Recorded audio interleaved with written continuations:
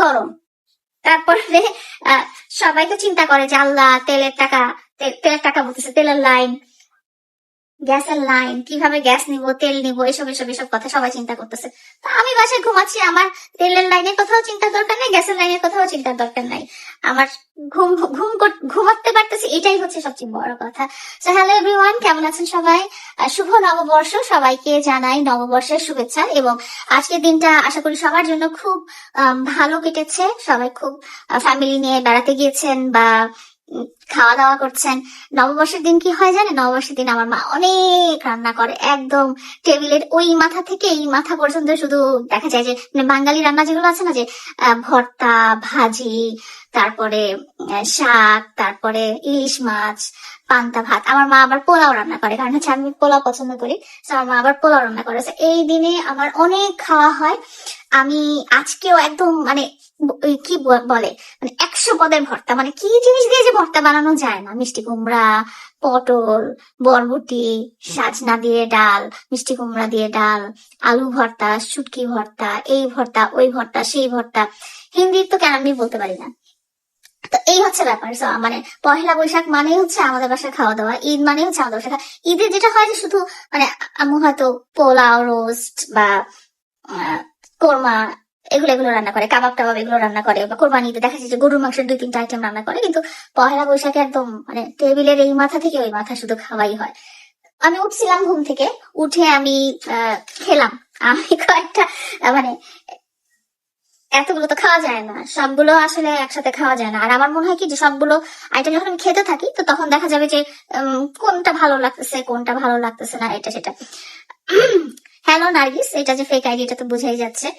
আপনার কি চুল কোনোদিন পাকবে না? আমার কেন? আমার চেয়ে কম বয়সে কত মানুষের চুল পেকেছে।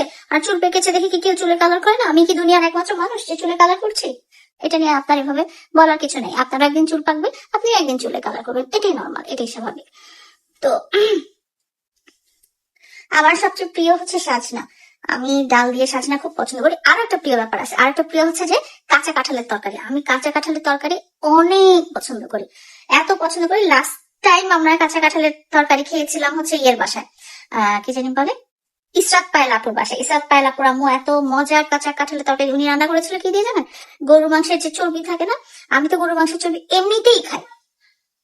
ওই কাঁচা কাঁঠাল দিয়ে গরু মাংসের চর্বি দিয়ে ডাল দিয়ে এত মজার একটা তরকারি রান্না করেছিল যে বলার মতো না। তো যাই হোক, আপনাদের পহেলা বৈশাখ কেমন কাটলো? আশা করি আপনারা সবাই খুব ভালো ছিলেন এবং সবাই আপনাদের মায়ের হাতে রান্না, বউয়ের হাতে রান্না খেয়েছেন। ওকে, রেডি হয়েছে?